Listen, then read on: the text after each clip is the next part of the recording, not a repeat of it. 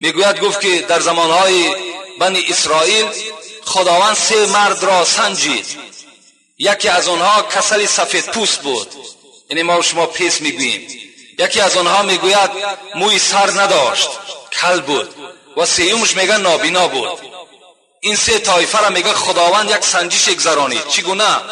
ملائکه را روان کرد نزد این آدم سفید پوست و گفت ای مرد خدا چی میخواهی؟ چی خواهش داری؟ گفت خواهش من همین است که از این بیماری من تمام یار و رفیقی من از بدن من دور شدن، از بر من دور شدن. میخواهم که یک شفای خداوند بر من نصیب بگرداند. این ملائک میگه دست خودش در همون بدن همون مرد دوان و مثل اوله چکار شد؟ پوست اوله اشغال کرد بدن او را. و بعد گفت از نعمتهای دنیا چی میخواهی؟ گفت میخواهم که یک شتر را صاحب شوم. یک شتر را میگه این فرشته آورد نزد این مرد گذاشت و گفت خدایا در این اشتر برکات نصیب بگردان. و رفت. چنان میگه برکاتی شد که دشت ها پر از شتر شد. رفت پیش این آدم بیموی، از اونم سوال کرد. این مرد هم چی گفت؟ گفت میخواهم که دعای کنی که همین موی من مثل موی اول و جوانی هم بگرده. میگه همچنان دستش در بالای سری وای دوان، موی سر مثل اوله شد. گفت از نعمت دنیا چی میخواهی؟ گفت میخواهم که صاحب یک گاو باشم. حالا میگه یک گاو برای او آوردن دادن و دعا کردن خدایا در این گاو مال تو برکت شود. دشت ها پر از گاو مال شد. میگه آمدم پیش آدمی نابینا، گفتم تو چی میخواهی؟ گفت میخواهم که یک بینا و یک روشنی را مشاهده کنم، یک یار رفیق با یک دیده بینا بینم.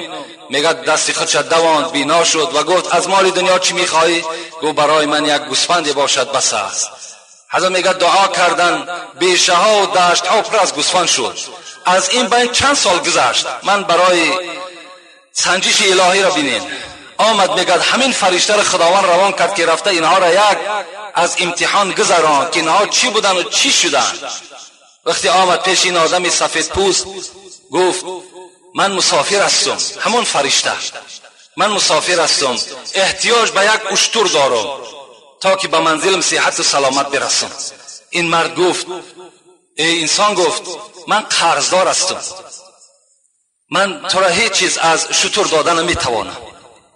گفت این فرشته بر او گفت من تو را میشناسم، تو همون آدم سفید پوست نبودی که خداوند تو را شفا داد؟ آیا تو همون فقیر نبودی که این دشت ها همه از دعای همون یک فرشته برای تو نصیب شد؟ نه نه نه. گفت اینها همچنان نبود. گفت اگر همچنان نباشد و امین سخن تو دروغ باشد خدایا تو را به حالت اولت مبدل بگرداند. میگه همچنان به حالت به اولش خداوند مبدلش گردانید. آمد نزد همین آدم بیموی و این معامله را با او هم گفت. او کس گفت این گاو و مالی که میبینی اینها؟ گفت نه. گفت اینا را خدا نه بلکه اینا میراث پدرم بودن. گفت حضرت میگه دعا کردن اگر خدایا گفتن همین گپی تو دروغ باشد خدای تو را به حالت اولت مبدل بگرداند. خداوند میگه همون اصل پیشینه چگونه ای که بود به همون حالت مبدلش گردانید. آمد نزد آدم نابینا و گفت ای مرد خدا، گفت من احتیاج به یک گوسفند دارم. چی می شود که همون گوسفند را برای من نصیب بگردانی تا که او را فروخته کنم با پول او به خانه خود برسم؟ گفت این مالی که در دشت میبینی، گفت اینها گفت همه داد خدا هستند. اینا را خداوند بر من داد، من هیچ کس نبودم، مرا این خدا داد. یک گوسفند همین دشت در اختیار تو، چند میگیری گرفتن بگیر. این فرشته چی گفتن؟ گفتن من تو را میشناختم، تو یک آدم نابینا بودی، تو یک آدم فقیری بودی، من حاجت به مال تو ندارم مگر اینکه خدایا گفت نعمت همین انسان باز زیادتر بگردان. دعا کرده رفتن. بین این گونه امتحان ها از جانب خدا به ما و شما می شود. ما و شما اونقدر فهم و اونقدر زیرکی نیستیم که اونها را بشناسیم. شاید که یک امتحان خدا باشد. از این خاطر ما و شما هیچ معامله با آدم های طلبنده نکنیم. اونها بیچاره مجبور شدگی هستند. گوریستان است که در گوریستان این ملائک چی فریاد میزند، چی مراجعت میکند، انشاءالله آگاه میشیم. بسم الله الرحمن الرحیم. بدیدم در تواریخ های اخبار بدیدم در تواریخ‌های اخبار، چنین فرمود دانایانی هوشیار. و هر روز به وقتی بامدادی، و گورستان ملک سازد منادی. حضرت گفتند من از خیلی آدم‌های دانا برای شما روایت می‌آورم و از خیلی تاریخ‌هایی که گذشتگان ما داشتند، از اون تاریخ‌ها برای شما یک روایت میکنم. و روایت این است که هر روز وقتی که بامداد می شود، صبح دنیا را فرا می گیرد، ملائکه از ملائکه های خداوند بالای گورستان های مسلمان ها می ایستند و صدای می دهند. چی صدا می دهند؟ می گویند که ای شاهان روی تخت و تخته، گذاریدید جمله مال و رخته. نهان در زیر خاک بینوایی، اسیری ظلمتی گوری سیاهی. از پادشاها سر میکند. گورستان البته مکانی هست که پادشاه هم خوابیدگی است، وزیر هم خوابیدگی است، آدم فقیر و گدا هم در همون منزل خوابیده هستند. فریاد میزده است ای شاهانی که شما بالای تختهای زرین و تختهای نرم نشسته بودین و عاقبت بالای تخته و این مکان آمدید. شما میدانید که بعد آمدن شما مالهای شما در دنیا باقی ماند و خود ای شاهان در زیر خاک هستین، در یک مکانی هستین که دیگر شما بیرون برآمدن نمی توانید. خدا رحمت کند ابراهیم ادهم را هم که یکی از شاهان بود، پادشاه بود، به لفظ امروزه ما و شما بگیم پرزیدنت بود، بالای تخت نشسته بود و حضرت این تخت را ترک کردند. از بالای این تخت پایان شدند و پارسایی را برای خود اختیار کردند. از ابراهیم پرسان کردند ابراهیم این تختی که تو نشسته هستی چگونه یک تخت ملایمی بود و این خوراک هایی که تو میخوردی هیچ کس این خوراک ها را خوردن نمیتوانست، شربت هایی که تو می نوشیدی این شربت ها به دست مردم نمی رسید، آن فراش و آن جایگاه خوابی که تو داشتی چشم نادیده بود وی را، چرا این تخت را ترک کردی؟ برای این تخت امروزها چی جانکنی ها می شود؟ امروز اگر شما صحنه شهر اوکراین را تماشا کنید، برای پادشاه شدن مردم دوام یک هفتهشی در زیر برف ها ایستادند تا که این دو بدبخت شود یکی پادشاه شود. حضرت ابراهیم چی گفتند؟ کسی پرسید از آن ابن ادهم چرا ملک جهان را کردی برهم؟ چرا این ملک جهان برهم زدی؟ چرا پادشاهی تا دوام ندادی؟ چرا اینقدر راحت تو پسی پشت پرتافتی و این پارسایی و درویشی و فقیری را پیشه خود کردی؟ بگفت حضرت چی گفتند؟ بگو هنگام روی تخت بودن به چشمم تخته را وانمودند. من وقتی بالای تخت بودم یک تابوت را دیدم، بدیدم خوابگاه خیش در خاک، از این بابت گریبان را زدم چاک. بعد این تخته را دیدن من هم به خود آمدم که روز از روزها این ابراهیم ادهم اگرچه در تختم باشد بالای این تخته البته سوار می شود و روز از روزها این لحظه که تمام فقیران و محتاجها داخل اون می شوند، خانه من هم مثل خانه این فقیران است. از این بابت گریبان را زدم چاک. چی سود؟ حضرت گفتند چی سود از تخت آی روی تخته که نوشی قطره آب ز پخته؟ حضرت گفتند چی فایده دارد وقتی که من از بالای این تخت‌های زرین روز بالای این تخته قاق سوار میشوم و چه فایده دارد که تمام شربت‌ها در زیر اطاعت من باشد و روز از روزها با پخته بر من آب بچکاند.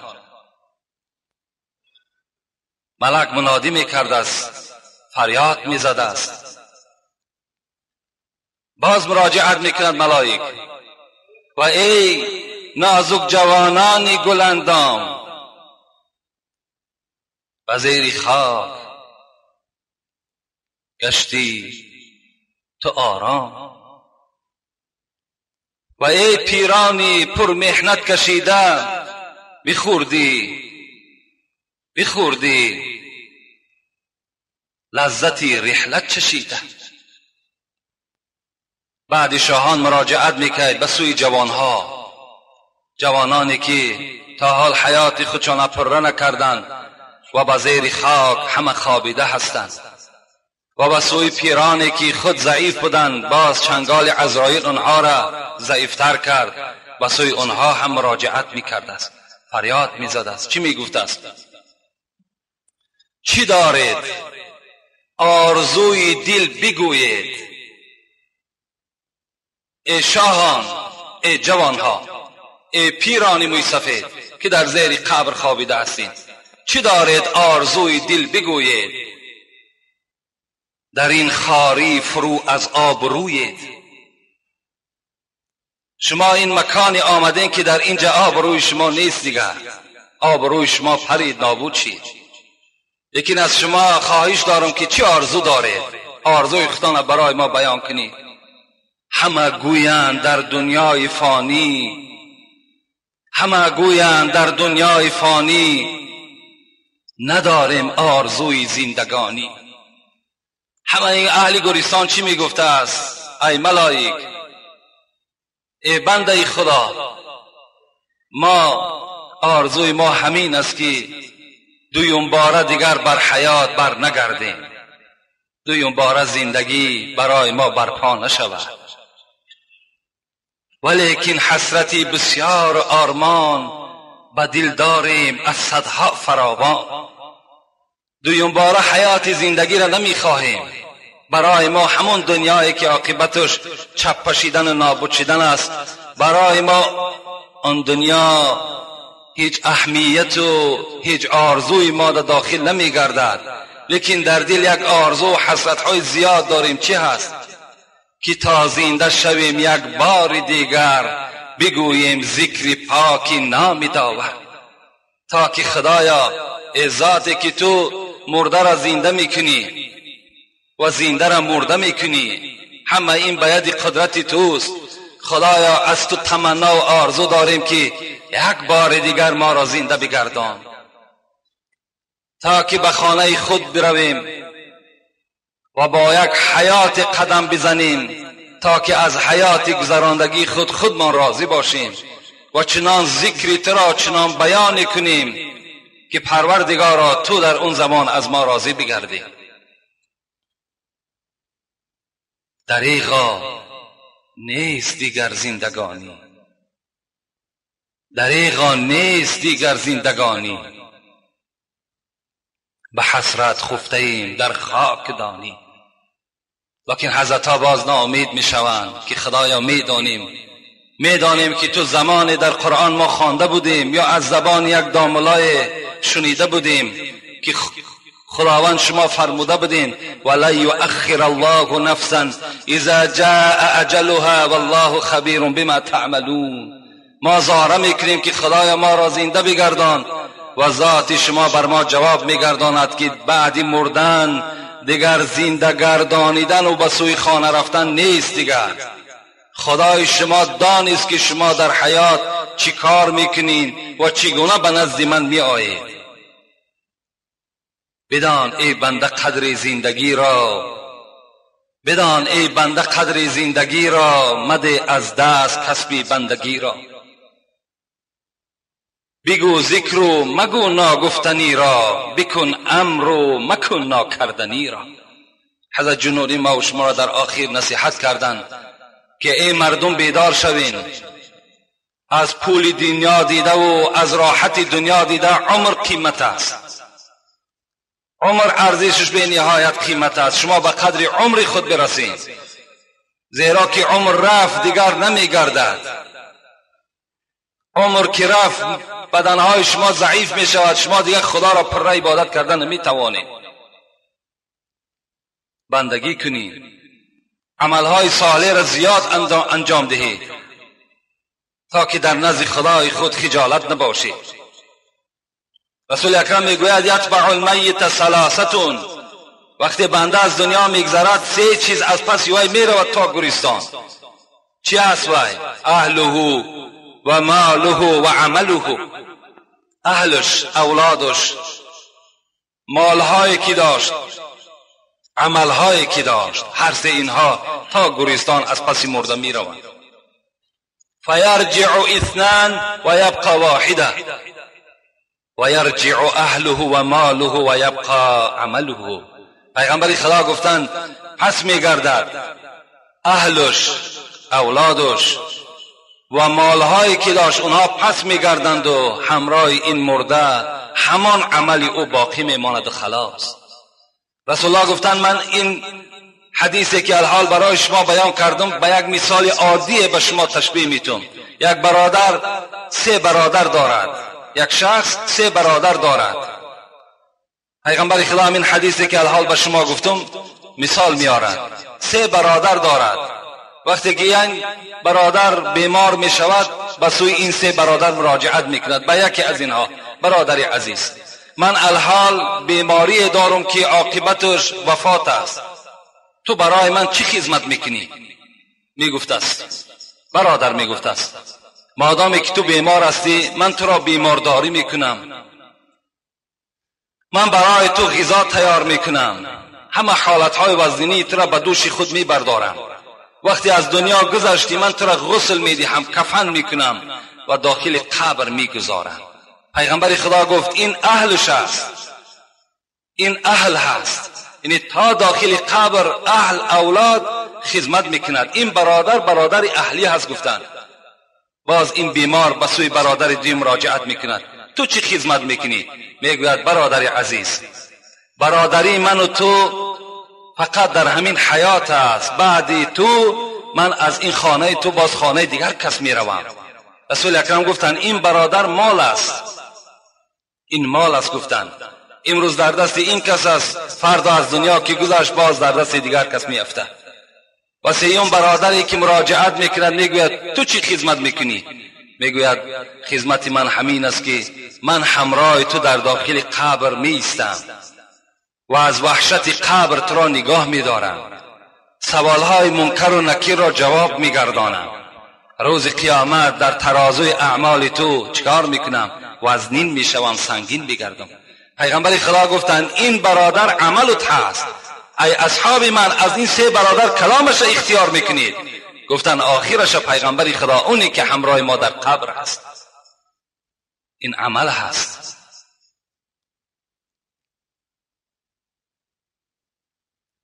حضرت علی روز به یک وادی میگذشت با همراهی کمیل رحمت الله علیه.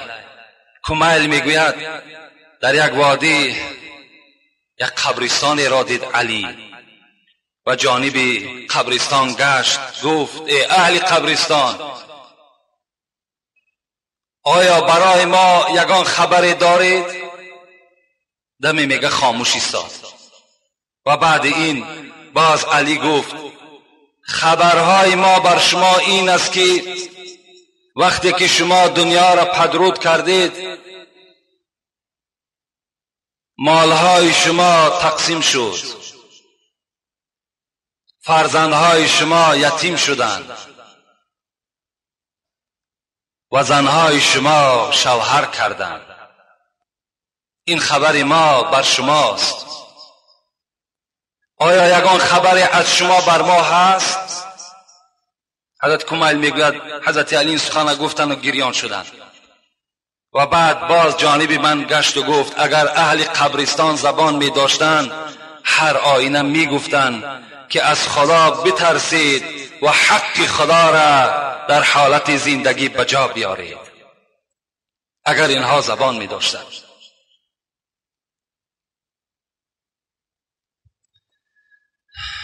این یک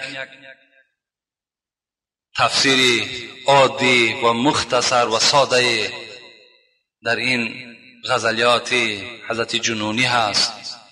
البته خلاصه کلام این است که ما و شما باید که با قدر حیات خود برسیم، نگوییم پیر هستیم، نگوییم جوان هستیم، نگوییم میان سال هستیم.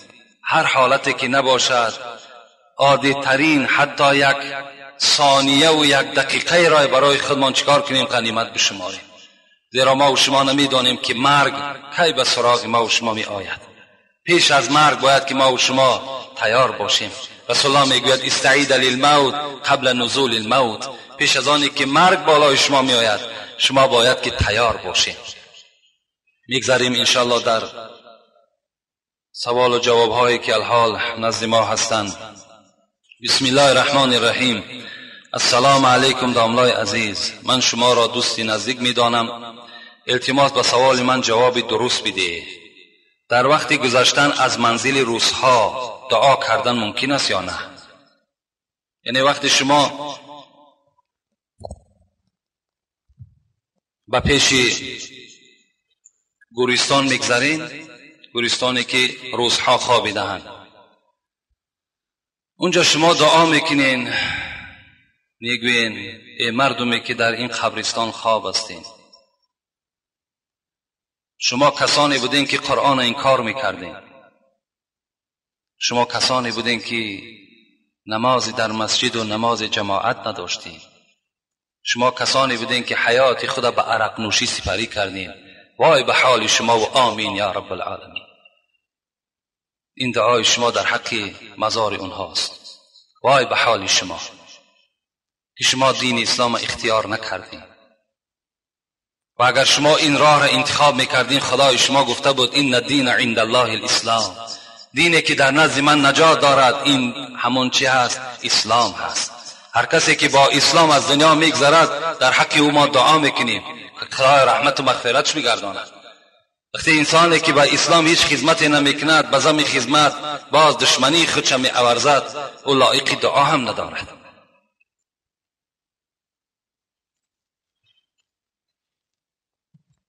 السلام علیکم داملای عزیز، من یک نفر مخلص شما، خواهش میکنم به سوال من جواب میگردانید. زن با طور شوخی با شوهرش میگوید در نبودن تو من با یک جوان زیبا بودم، با این طریق این زن گناه میگیرد یا نه؟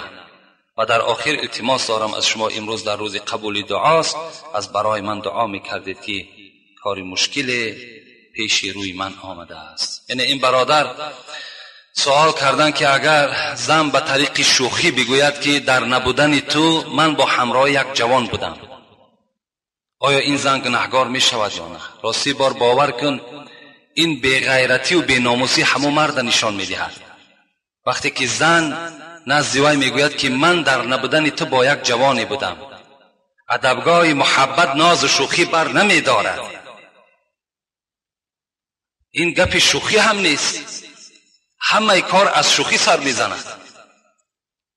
وقتی یک بار بگوید ما با همراه فلان کس بودیم و نگاه به سوی تو میکند، زنها بسیار یک دام فریب هستند. رسول اکرم گفتند اتقوا النساء و اتقوا الدنیا، از دنیا و از زن سخت بترسید.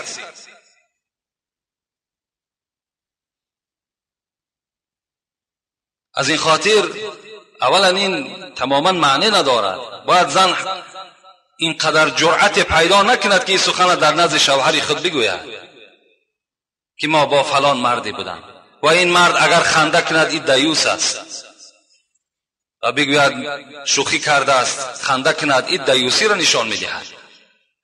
برای من البته زن هم گناهگار میشود و تو در نزد خداوند از اون دیده گناهگارتر هستی. خداوند آن مشکلاتی که پیش روی توست خدایا مشکلاتی تو را دور بگرداند و غیرت اسلامی را خدا در وجود تو پیدا بگرداند. آمین یا رب العالمین. اینجا یک برادر با کلمات عربی نویسنده است. راستی بار این حسن ختم نیست، حسنی خط می نویسی خوب بنویسش، نقض بنویسش. نمیتونی نویسنده با همین طریق کریلیکی بنویس، میفهمیمش انشاءالله. السلام علیکم داملای محترم، آیا حضور پدر و مادر در نکاح شرط است یا نه؟ یعنی در نکاح حاضر شدن پدر و مادر اگر چندی که فقها میگویند شرط نیست، لیکن با مرور زمانی که الحال ما و شما زندگی داریم حضور پدر و مادر شرط است که باید که در نکاح خواهرز البته پدر و مادر است. وقتی ما اینقدر صفتی که پدر و مادر میکنیم و در نکاح فرزندش اشتراک نداشته باشد یا درکدار نباشد، پس این چگونه میشود؟ این حالت هم این نکاح با فیض و با برکات هم نیست. باید که همون داملهایی که هستن پرسان کنند ما را چند کس میگوید، ما را 3 بار میپرسیم پدر و مادر باشد، اشتراک داشته باشد، از این نکاح فرزندشون لذت برد. اونها به همین روزه اونها تربیه کردن. باید که البته حضور داشته باشد و تمام دامله ها مسئول هستند. اینها را باید که بپرسند که آیا اشتراک دارد ندارد، آیا این فرزند چگونه فرزند است که پدر و مادر او در این نکاح اشتراک ندارد. اینا را باید که ما بفهمیم، دامله ها باید بپرسند. الحال در همین موضوع یک صحبت میخواهم برای شما برسانم. یک برادر برای ما مراجعت کرد، من بعض دامله ها این رساندنی هستم. یک برادر الحال به ما مراجعت کرد که پدرشان یک زنی داده بودن، اون زن تخمین 50 ساله یا زیادتر از 50 ساله بود. وقتی که در خاندان پدرشان جنجال شده است، البته زندگی آینه بیش و کمی است، هر شب در آسمان ستاره نیست، زندگی بی جنجال نمی شود. وقتی جنجال شده است، اون زن بیرون شده است از خانه، آمده است این شهر خانه مادرشان و بعضی از فرزندهای از همین دهه نزدیکی همین کاریز است، اون زن دیراب کردن، طلاق ناگرفته رفته در پدر خچان نکاح کرده دادن. ببینید این خودش یک مصیبت است، یک مسخره کردن به اسلام است. این ممکن نیست در اسلام. زنی که بیعود بی نکاح است، اون نکاح نشد، اگر چند تعارض خطبه بخواند خواندن میگیرد، اون خطبه معنای را ندارد که نکاح واقع شد. اینجا شرط ها به جان آمده است. این زن بی طلاق است، چگونه وای میتواند قطعی اون مرد زندگی کند با اون موی سفید؟ اون موی سفید فردا در قبر نزد خدا چی جواب میگه؟ خدای مهربان میگوید من شرم میدارم موی سفیدی که ریشش سفید است و عذاب کنم. آیا موی سفید شرم نمیدارد که به سوی من گناه میکند؟ آیا گناه است؟ این زنا هست آخه. تا زنی که اگر طلاق کردگی و عده، ما درباره عده با شما صحبت داشتیم، تا عده او نگذرد، زن 50 ساله از 50 بالا عدهش 3 ماه است. وقتی شوهر باید طلاق میکند 3 ماه باید که عده بپاید بعد شوهر کند. اگر در این مدت شوهر کند او شوهر نیست، این نکاح نیست. همخوابگی اونها همچنان است که زنا در راه خدا زنا کرده ایستادند. خوب میشود و کسی نباشد با او زن دیگر همخوابگی نکنند، اون زن جدا کنند. از خدا بترسیم.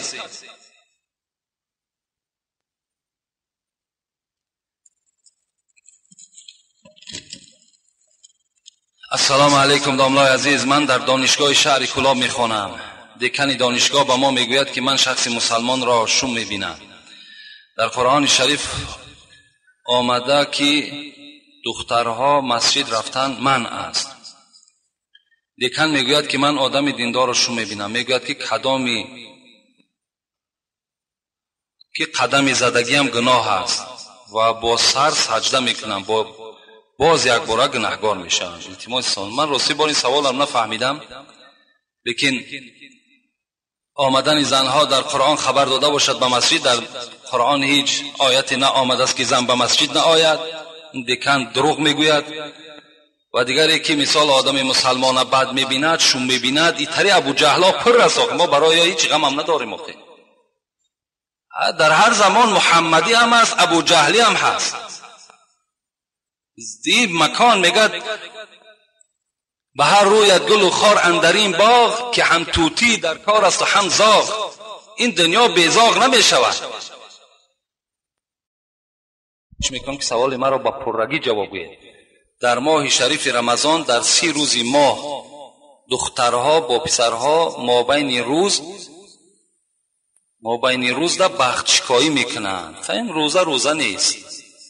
وقتی که بخچکایی برای شما گفتم، مزار پرستی برای شما گفتم، فالبینی برای شما گفتم، اینها چیزایی هستند که برادرای عزیز از اسلام ما نیست. بزمی این باز شما در نزد خدا عاصی و گناهگار میگردین. با اینها رجوع نکنین. امروز اکثر سوداگرها در این مسجدهای ما و شماست، همون خارهایی که شما کلان کلان در دکانهاتون کشال کردین، این نشانه اون است که تو توفیق نداری، تو از خدا نمیترسی، تو ایمانی بر خدا نداری، تو فقط از همون خار تو چی داری؟ حاجت و برکت دکان تا طلب داری. اون خارها را از دکانات دور کنین. نلهایی که در دروازه هاتون آویزان کردین اونها را دور کنین.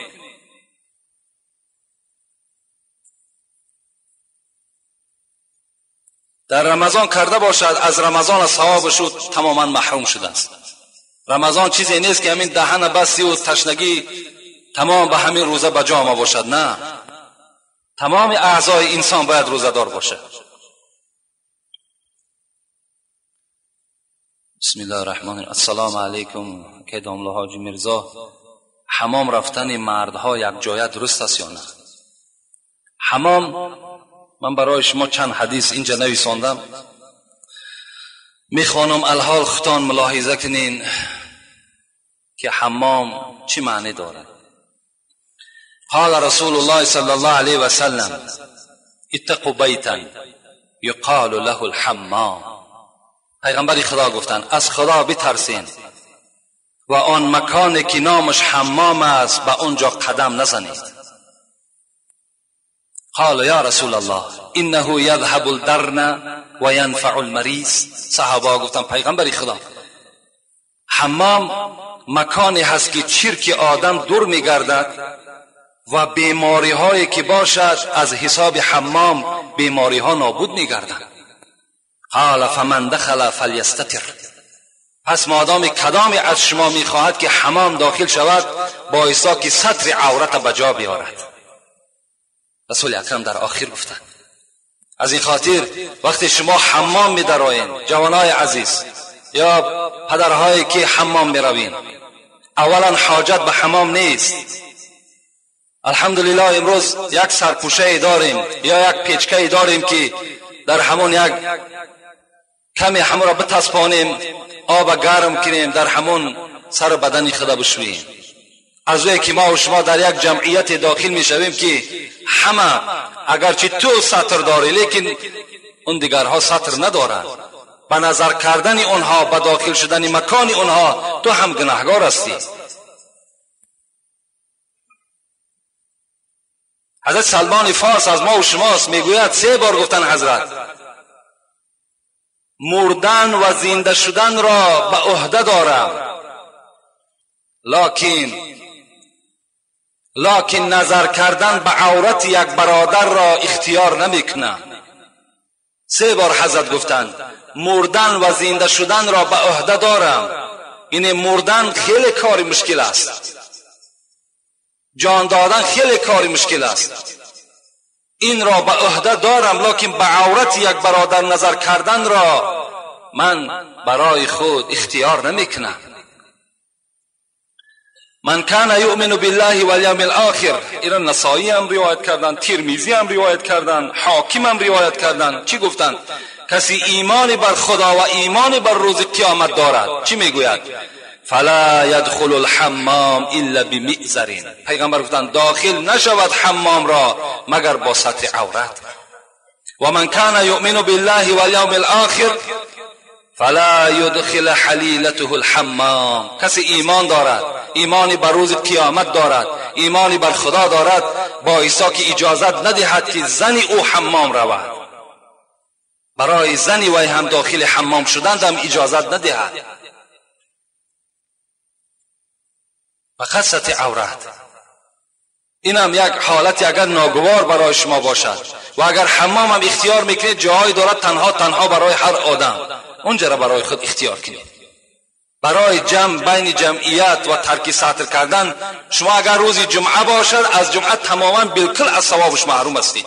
اگر در روز جمعه رفته در حمام باز با یک بدنهای لوچ، یا اینکه اگر سطر عورت هم داشته باشید پهلوی تو لوچ باشد، تو از ثواب جمعه محروم هستید.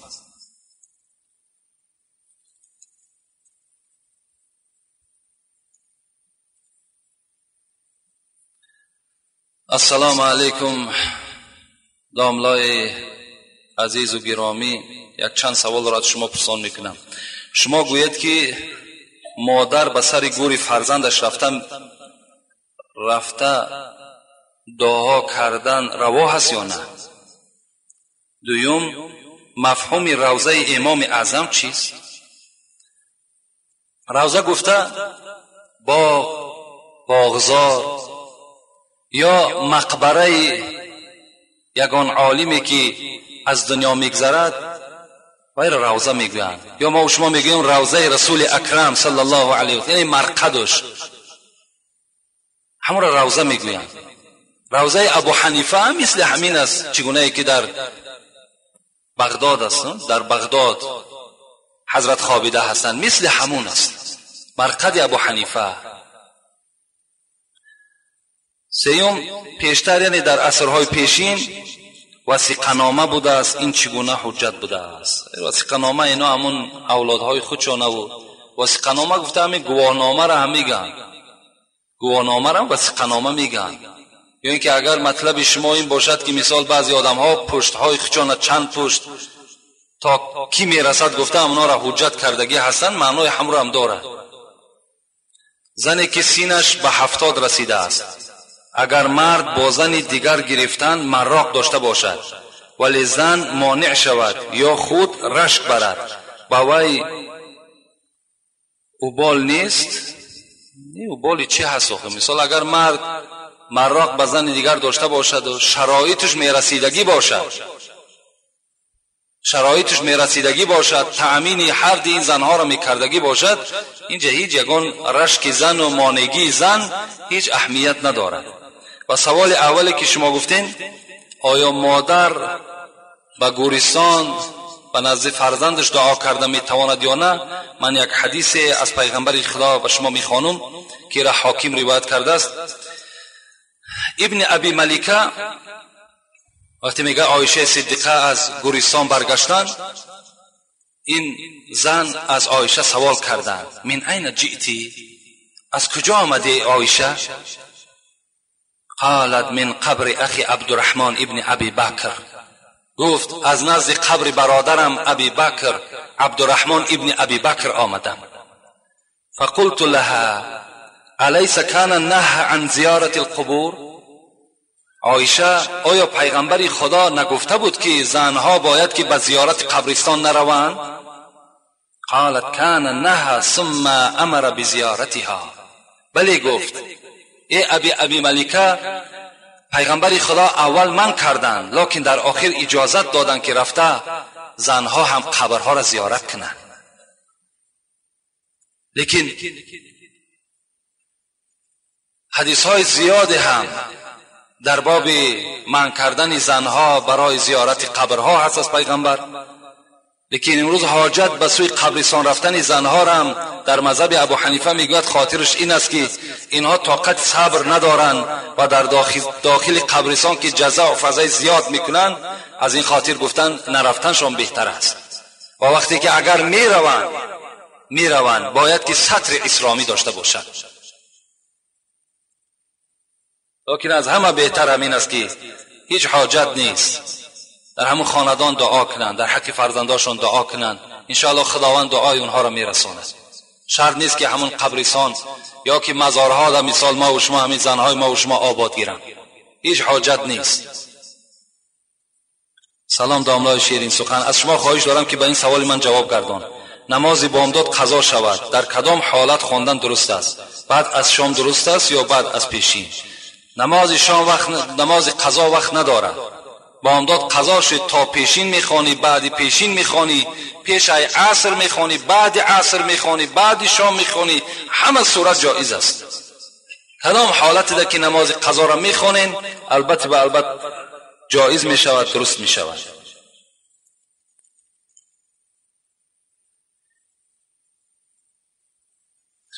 السلام علیکم داملای عزیز، من بر نماز شما از کوچه چرمگری پایان می آیم. شما را از محبت بسیار چند بار در خوابم نیز زیارت کردم. یک شب خواب دیدم شما و خودم و حضرت عمر یک جا نشسته ایم. حضرت عمر می گوید که کمی صبر کنید، رسول اکرم می آید. دیگر نمی دانم که پیغمبر را دیدیم یا نه که این که بیدار شدم. این چه خیل خواب است. من چند بار گفتم من تعبیر خواب نمی کنم، لیکن وقتی آدم خواب می بیند حضرت عمر یا یک عالم، یعنی یک آدم نمایانی که در راه خداوند نمایان شده است، وقتی وای مثال شما در خواب می بینید، این یک معنای او را دارد که ایمان شما قوی شده ایستاده است، ایمان شما کامل شده ایستاده است. خوش به حال او برادری که حضرت عمر را در خوابش می بیند، حضرت ابوبکر را در خوابش می بیند، حضرت عثمان را در خوابش می بیند. این در هر خواب داخل نمی شوند.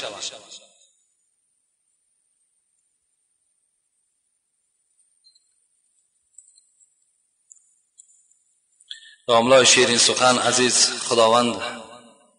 سخن از خداوند و بعد از جماعه مسلمین که در حق فرزندان همه و در حق فرزندان من دعای خیر کنید که دعا طلب کردن از غرب و مهربانی های پدرشان.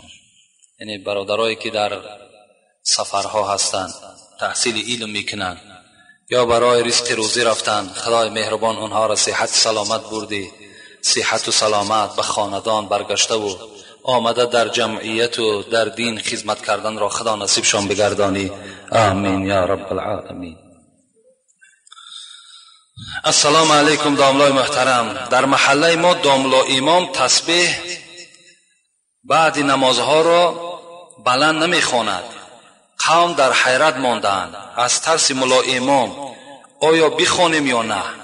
بلند خواندن تسبیحات 33 بار فرض است یا سنت؟ التماس جواب دهید. حضرت ابو هریره میگوید قال رسول الله صلی الله علیه و سلم من سبح الله فی دبور كل صلاة 33 و حمد الله 33 و کبر الله 33 و تمام 100 لا اله الا الله وحده لا شريك له له الملك وله الحمد وهو على كل شيء قدير غفرت خطاياه وان كانت مثل زبد البحر. پیغمبر خدا گفتند هر کسی بعد نماز 33 بار سبحان الله، 33 بار الحمدلله، 33 بار الله اکبر میگوید و 100 کلمه این لا اله الا الله وحده لا شریک له انجام میدهد، خداوند مغفرت خطاهای او را میکند اگرچند که مثل کف که بحر که خطا داشته باشد. از این خاطر ملا امام هم که گفت شما هم برابر ملا امام همان تسبیح ها را گفتن بگیرین. خواه نماز بعد نماز شام هم شما تسبیح ها را بگین، بعد هر یک نماز تسبیح ها را بگین. انشاءالله خداوند مغفرت گناه های شما را میکند. درود و رحمت خدا بر شما ای داملای محترم. خداوند عمر شما را دراز و با برکات گرداند. از شما خواهش دارم همین موضوع ها را برآمد کنید. من یکی از مخلصان دائمی این مسجد هستم. این برادر 3 موضوع را برای ما پیشنهاد کردن که همین ها را بسیار خوب میشود برآمد کنید. یکم قربانی حضرت اسماعیل، دوم حضرت ابو حنیفه را ترجمه حالش را، و سوم درباره تربیت فرزند. انشاءالله همین ها بعد موضوع قیامت خدا خواسته باشد در اراده و در نیت ما هست. البته این عید قربان، نزدیکی های عید قربان که مخصوص همین قربانی حضرت اسماعیل است به شما انشاءالله میرسانم. السلام علیکم داملای شیرین سخن و شیرین بیان. ما یک گروه زنهای کوچه چرمگر پایان نماز تراویح می‌خواندیم. در این بین سوال‌های به میان آمد که با عقل آدمی درست نمی‌آید. یکم، جوگی را نان دادن اوبال بوده است. دوم، چیزی که به جوگی صدقه می‌دهی باید به زمین بگذاری تا که زمین گواه شود. و سوم، کتاب‌های چاپ شده‌ای که در بازارها می‌فروشند ما می‌خوانیم، خواندن آنها نادرست بوده است. کمینه کمترین سوال‌های دراز می‌دادگی شما برای من معلوم است، اما من می‌خواهم همه زنها بفهمند. رسول اکرم صلی الله علیه و سلم گفتند: رد السائل ببذل یسیر. هر وقتای طلبنده که اگر خانه شما آمد با اندک چیزم که داشته باشید و یک خرسند بگردانید. او رد جمیل، اگر چیزی نداشته باشیم با سخن خوب وی را از خانه بیرون کنید. فإنه یأتیکم من لیس من الانس ولا من الجن ینظر کیف صنیعکم فیما خولکم الله. پیغمبر خدا گفت شاید این که خداوند روز نه از طایفه آدم نه از طایفه جن کسی را خانه شما روان کند برای امتحان که بنده من چگونه جوان مردی داشته باشد. شاید این سائل، این طلبنده آدم نباشد، میگوید پیغمبر.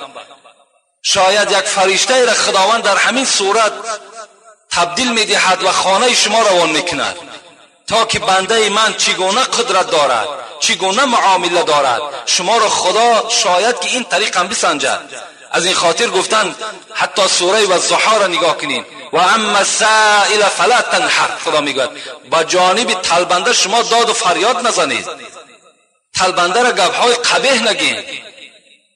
شاید وای طلبنده نباشد. خداوند این گونه امتحان‌ها هم بالای ما و شما میکند. شاید که فرشته باشد که ما و شما احتیاج به همون یک کلوله چای و یک سومی ما و شما نباشد، لیکن وقتی ما او را جواب میگوییم، جواب خوب میدهیم و شاید دعا کرد که خدایا در این خاندان برادر فیض و برکات را نازل کند، خانه ما و شما پرفیض و پربرکات شود. این گونه امتحان ها از جانب خدا هست. اینجا وقتی من کم مانده است، اینجا سوال های زیاد است. در دوره های پیغمبر خدا ابو هریره روایت میکند، میگه روز رسول اکرم در حلقه ما نشسته بود و یک حکایه از دوره های بنی اسرائیل کرد که را مسلم هم روایت میکند، بخاری هم روایت میکند. میگوید گفت که در زمانهای بنی اسرائیل خداوند 3 مرد را سنجید. یکی از آنها کسل سفید پوست بود، یعنی ما و شما پیس میگوییم. یکی از آنها میگوید موی سر نداشت، کل بود. و سیومش میگه نابینا بود. این 3 طایفه را میگه خداوند یک سنجش گذرانید. چگونه؟ ملائکه را روان کرد نزد این آدم سفید پوست و گفت ای مرد خدا چی میخواهی؟ چی خواهش داری؟ گفت خواهش من همین است که از این بیماری من تمام یار و رفیقی من از بدن من دور شدن، از بر من دور شدن. میخواهم که یک شفای خداوند بر من نصیب بگرداند. این ملائک میگه دست خودش در همون بدن همون مرد دوان و مثل اوله چکار شد، پوست اوله اشغال کرد بدن او را و بعد گفت از نعمتهای دنیا چی میخواهی؟ گفت میخواهم که یک شتر را صاحب شوم. یک شتر را میگه این فرشته آورد نزد این مرد گذاشت و گفت خدایا در این اشتر برکات نصیب بگردان و رفت. چنان میگه برکاتی شد که دشت ها پر از شتر شد. رفت پیش این آدم بیموی، از اونم سوال کرد. این مرد هم چی گفت؟ گفت میخواهم که دعای کنی که همین موی من مثل موی اول و جوانی هم بگردد. میگه همچنان دستش در بالای سری وای دوان، موی سر مثل اوله شد. گفت از نعمت دنیا چی میخواهی؟ گفت میخواهم که صاحب یک گاو باشم. حالا میگه یک گاو برای او آوردن دادن و دعا کردن خدایا در این گاو مال تو برکت شود. دشت ها پر از گاو مال شد. میگه آمدم پیش آدمی نابینا، گفتن تو چی میخواهی؟ گفت میخواهم که یک بینا و یک روشنی را مشاهده کنم، یک یار رفیق با یک دیده بینا بینم. میگه دست خودش دوان بینا شد و گفت از مال دنیا چی میخواهی؟ گفت برای من یک گوسفند باشد بس است. حضرت میگه دعا کردن، بیشه ها و دشت ها پر از گوسفند شد. از این بین چند سال گذشت. من برای سنجش الهی را بینین آمد میگد همین فرشته را خداوند روان کرد که رفته اینها را یک از امتحان گذران که اینها چی بودن و چی شدن. وقتی آمد پیش این آدم سفید پوست گفت من مسافر هستم، همون فرشته، من مسافر هستم، احتیاج به یک اشتر دارم تا که به منزلم صحت و سلامت برسم. این مرد گفت، انسان گفت من قرضدار هستم، من تو را هیچ چیز از شتر دادن نمیتوانم. گفت این فرشته بر او گفت من تو را میشناسم، تو همون آدم سفید پوست نبودی که خداوند تو را شفا داد؟ آیا تو همون فقیر نبودی که این دشت ها همه از دعای همون یک فرشته برای تو نصیب شد؟ نه گفت اینها همچنان نبود. گفت اگر همچنان نباشد و امین سخن تو دروغ باشد، خدایا تو را به حالت اولت مبدل بگرداند. میگه همچنان به حالت به اولش خداوند مبدلش گردانید. آمد نزد همین آدم بیموی و این معامله را با او هم گفت. او کس گفت این گاو و مال که میبینی اینها، گفت نه، گفت اینا را خدا نه بلکه اینا میراث پدرم بودن. گفت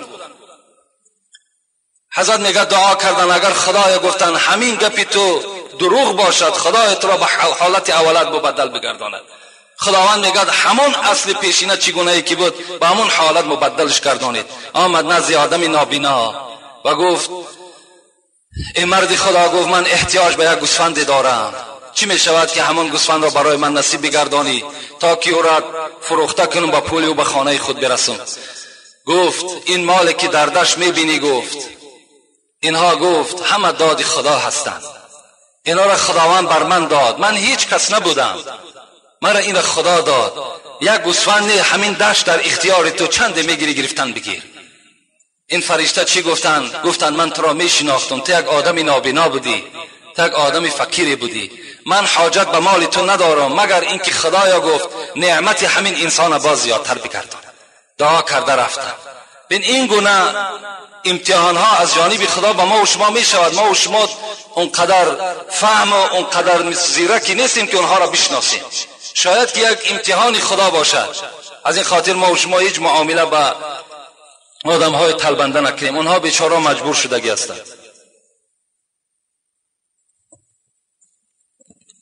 السلام علیکم داملای محترم، من به شما یک سوال دارم. میگویند که اگر فرمه زکسی پوشیدن ممکن است یا نه؟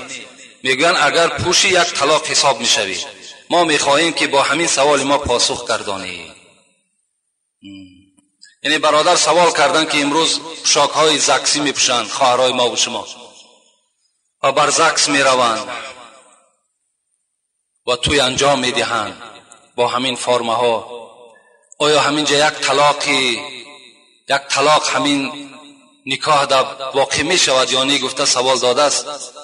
اگر شما یک طلاق گفته باشین، من میگم 3 طلاق می شود. شرمندگی است، باور کنین، عیب است. این لباس ما و شما نیست. اگرچه ما و شما ملاشیم از این سخنها.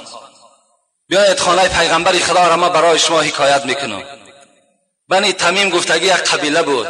پیش پیغمبر، پیش عایشه آمدن، مادر ما و شما، زنی پیغمبر خدا آمدن و حضرت عایشه وقتی که میگه لباس های این بنی تمیم دید که خیلی شفاف بود، خیلی تنوک بود، یعنی بدن نما بود.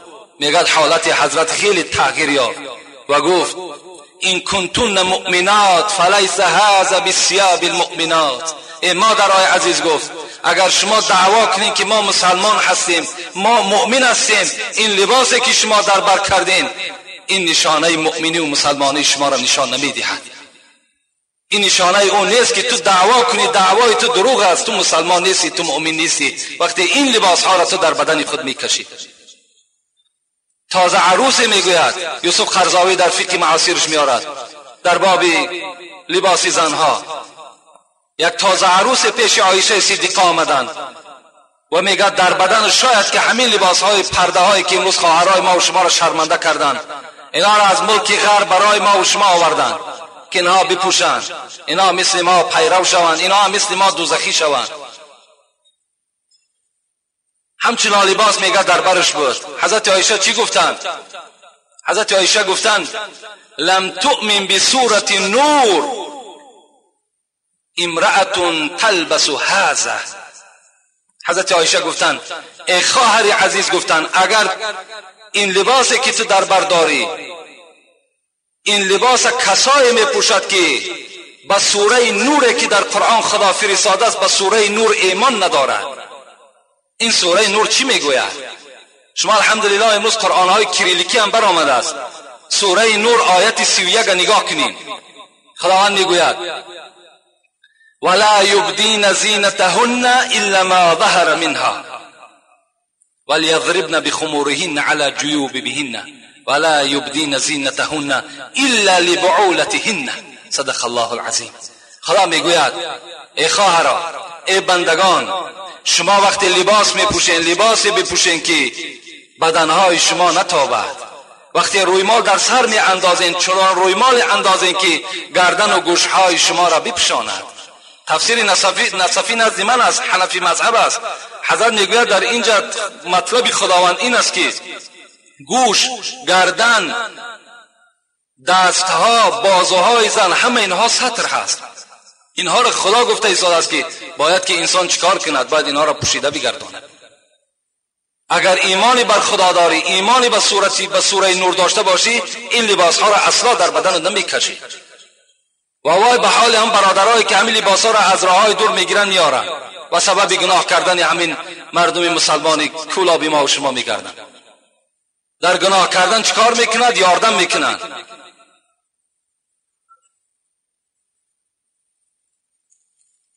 من اهل النار کاسیات عاریات مائلات ممیلات لا يدخلن الجنة ولا يجدن ریحها و این ریحها من مسیرة کذا و کذا. پیغمبر گفت از اهل دوزخ است. گفت که ها زنهایی که کاسیاتون لباس دارن، لکن لباسی دارن که عاریاتون بدنشان میتابد،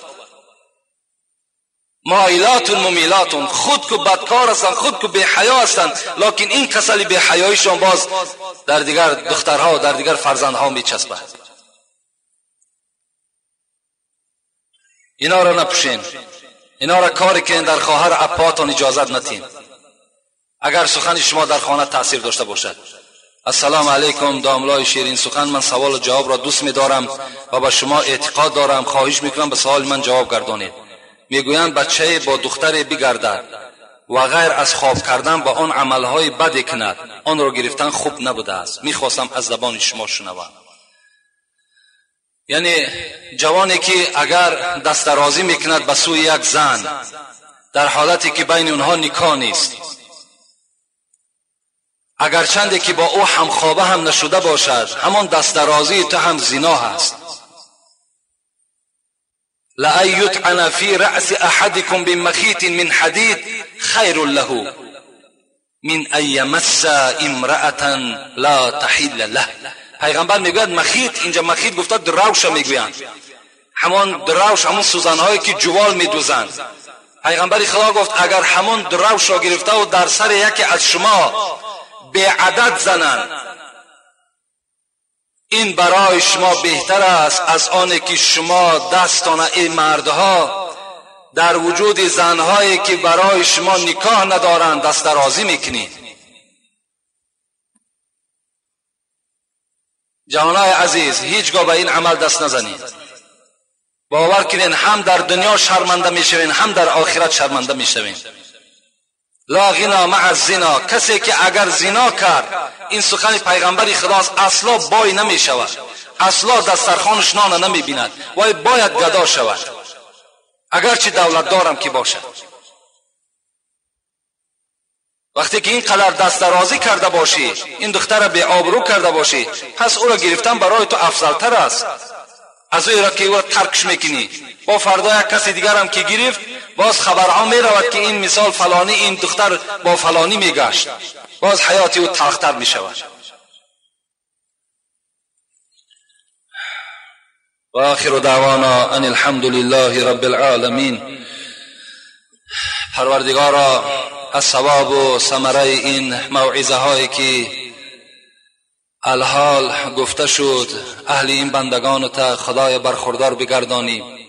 هر مراد و مطلوب و مقصود هایی که در دل این بندگان تا از خدای با فضل کرم خود برآورده خیر بگردانی. خدای مهربان بندگانی که خیر احسان ها کردند، حاجت ها طلب داشته باشند، خدای حاجت هاشون برآورده بگردانی و خدای آرامی را در روی دنیا علی خصوص در این جمهوری ما برقرار و بر دوام نگه بداری. اللهم اعین علی ذکرک و شکرک و حسن عبادتک برحمتک یا ارحم الراحمین. یک مصلحت با شما رساندنی هستم، انشاءالله از دعا میکنیم. در همین پهلوی راست ما چگونه که چند بار اعلام کردیم، یعنی عمارت طهارتگاه رفته ایستاده است.